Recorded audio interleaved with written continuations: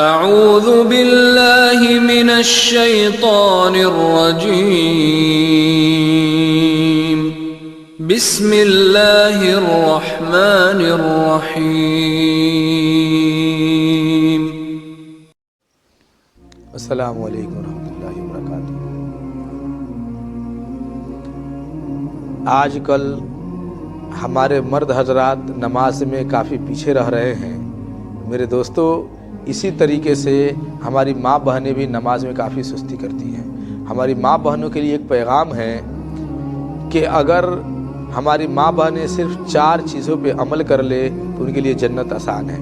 نبی کریم صلی اللہ علیہ وسلم نے ارشاد فرمایا ماں بہنوں کے بارے میں، صرف 4 کام کر لے۔ نمبر 1، وہ نماز کی پابندی کرے۔ نمبر 2، رمضان کے روزے رکھے۔ نمبر 3، اپنے شرمگاہوں کی حفاظت کرے۔ اور نمبر 4، اپنے شوہر کی اطاعت کرے۔ انشاءاللہ وہ جنت کے جس دروازے سے چاہے داخل ہونا داخل ہو سکتی ہے۔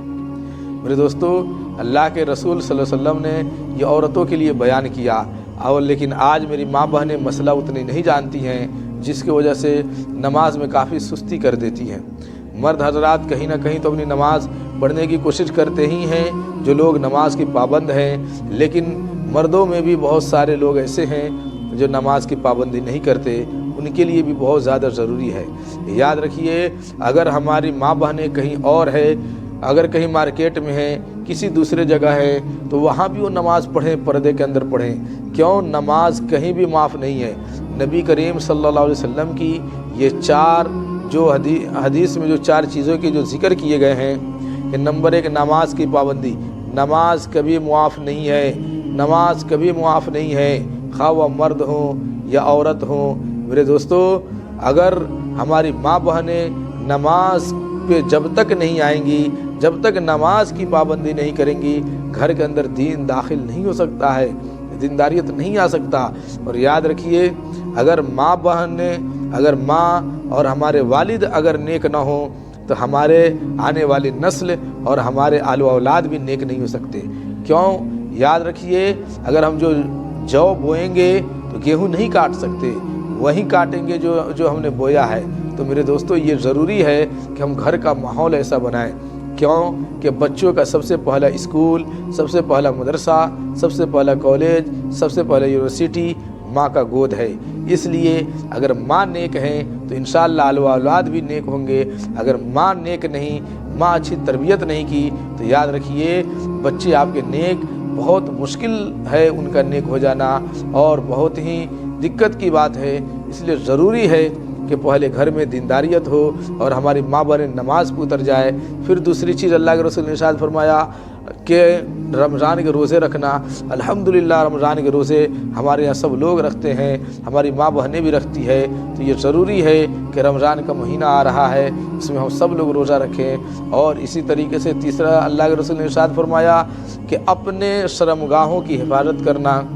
اگر شرمگاہوں کی حفاظت کی جائے، اپنی پردگی کی جائے، پردے میں رہا جائے، تو کوئی فتنہ فساد کا ڈر نہیں ہے۔ یاد رکھیے، ہماری ماں بہنیں یہ سمجھتی ہیں کہ پردہ نہیں کرنا کوئی گناہ ہی نہیں ہے۔ میرے دوستو، پردہ نہیں کرنا بہت بڑا گناہ ہے۔ عورتوں کو اللہ تعالیٰ نے کم سے کم 4 چہار دیواری کے اندر 4 پردے دیے ہیں کہ نمبر 1، سب سے پہلے عورت جو ہے کہ معاشرے کے اندر ایک پردے میں رہے۔ اس کے بعد حکم ہوا کہ وہ جو ہے کہ برقعے میں رہے۔ پھر برقعے میں رہنے کے بعد اب اپنے گھر میں رہے، تو وہاں بھی پردے کے اندر عورتوں کو اسلام نے رکھا۔ کیوں رکھا؟ کہ عورتیں اگر پردے میں ہیں تو یاد رکھیے ساری چیزیں ٹھیک ہے۔ باہر درندے گھوم رہے ہیں، شیطان ہے جو لوگوں کو بھٹکانا چاہتا ہے، اس لیے مردوں کو حکم دیا گیا کہ اپنی نگاہیں نیچی رکھے، اور عورتوں کو حکم دیا گیا کہ وہ اپنے اوپر برقع یا چادر کو ڈال کر کے تب باہر نکلے۔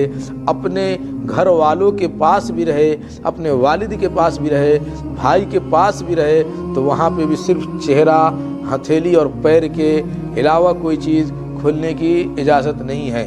تو میرے دوستو، یہ ساری چیزیں ہیں کہ ہماری ماں بہنیں اگر پردے میں آ جائے گی تو شرمگاہ کی بھی حفاظت ہو جائیں گی۔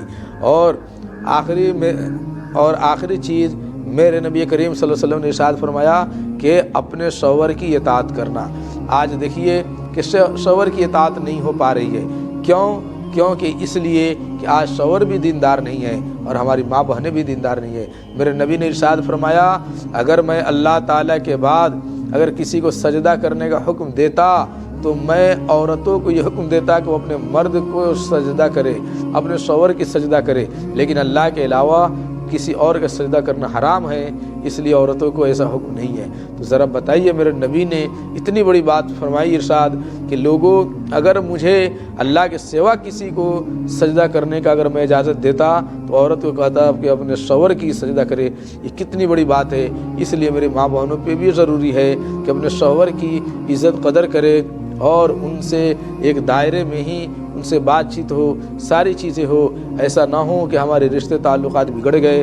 اور شوہر پہ بھی یہ ذمہ داری ہے کہ آپ اپنی عورت کو ہمیشہ پردے میں رکھے اور ان کی ساری چیزوں کا خیال رکھ کرے۔